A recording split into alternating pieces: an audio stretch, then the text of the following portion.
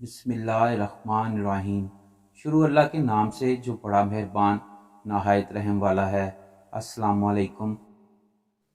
حضرت عبداللہ بن مسعود رضی اللہ تعالیٰ عنہ سے روایت ہے کہ میں نے حضرت محمد صلی اللہ علیہ وآلہ وسلم سے پوچھا کہ اللہ تعالیٰ کے ہاں گناہوں میں سب سے بڑا گناہ کون سا ہے؟